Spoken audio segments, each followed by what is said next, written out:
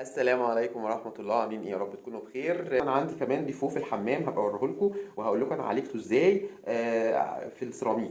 الفوم ده بس انا قطعته. الفوم ده انا جايبه عشان هعمل بيه الحمام.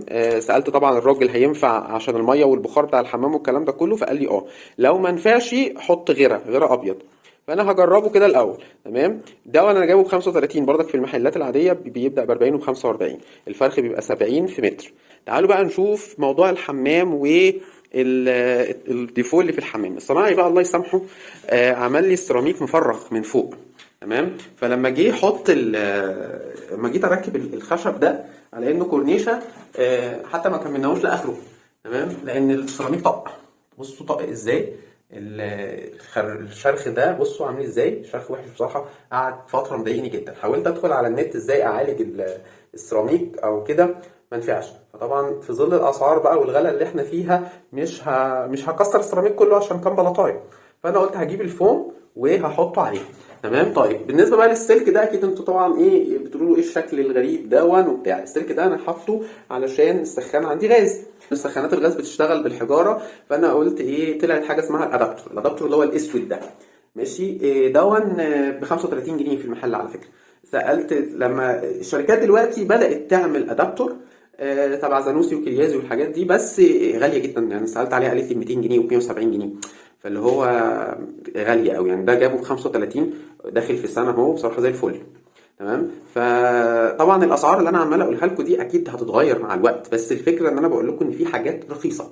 ماشي. من ضمن الحاجات برضو اللي انا هعالجها معاكم دي برضو، بما ان السيراميك كله مفرغ، فطبعا لما جينا نركب الغاز والمدخنه عمل لي المشكله دي. تمام. فانا بقى هنشوف بعد ما نركب الفوم هيبقى الشكل عامل ازاي. طبعا السلك انا لزقته علشان هحط وراه الفوم، فمنها اداري السلك، لان انا للاسف ما عنديش فيشه جنب جنب الحوض جنب السخان. تمام. فانا اتصرفت بقى، قلت خلاص هاخد من الفيشه الرئيسيه دي. تمام، وهداريه بقى بالفوم كله. فهيبقى غيرت طبعا داريت العيب وداريت السلك، وعملت التجديد برضو في الشكل الحمام عموما. تمام. تعالوا بقى نبدا مع بعض كده نركب الفوم. طبعا معلش عشان انا اللي بصور لوحدي، فانا انا قطعت الفوم زي ما وريتكم كده، وهبدا اركبه. هو هيتلزق على طول يعني. هلزقه وهرجع لكم تاني واقول لكم ايه اللي حصل يعني. ورجعت لكم تاني بقى بعد ما ركبت الفوم. طبعا بصوا الشكل بسرعه كده، يعني بجد الشكل تحفه. اولا عملت تجديد فعلا للشكل، ثانيا خلاص داريت كل الديفوهات اللي عندي. شكله اصلا عاجبني جدا بصراحه يعني. ف يعني بصوا انا مبسوط انا عن نفسي مبسوط ان داريت العيب وجددته برضه، والشكل بصراحه عاجبني جدا. طيب بصوا بقى، فاضل ايه تاني؟ فاضل دي عايز اعمل لها. انا الاول كنت هعمل معاكم اعاده تدوير ليها من البلاستيك. هعملها برضو تاني، بس بصراحه الفكره دي عجبتني اكتر دلوقتي، وبصراحه وسريعه جدا جدا. فانا كنت جايب تكييف، كان فيه حته فوم كده بتاعت الجناب بتاعته. فانا بصراحه لقيت شكلها عامل زي مجفف في علبه مناديل، تنفع ان احنا نعيد تدويرها تاني. وخصوصا طبعا ان هي مفتوحه من هنا ومفتوحه برضو من تحت. تمام، فمش هتاثر على شكل المدخنه او وظيفه المدخنه يعني. تمام. فانا قلت تمام، احنا ممكن نحطها كده، وحتى هي اصلا تبقى مثبته نفسها. تمام، واحط عليها زهريات من فوق، فتبقى شكلها دار العيوب والزهريه دارتها. تمام، وممكن فعلا احط لها من جوه مناديل وتستخدم كحاجه كمنديل، او شكل المناديل علبه المناديل وكده. تمام. فانا هعمل لها تاتش بسيط برضو كده بالفوم اللي انا عملته فوق ده، وهرجع لكم تاني.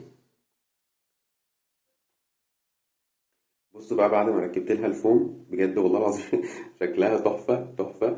أنا عجباني جدا، وما خدتش مني دقيقة بالظبط، وغيرت الشكل وهي وثابتة مع نفسها، مش محتاجة تتلزق ولا محتاجة حاجة خالص. ومدارية كمان شكل المدخنة.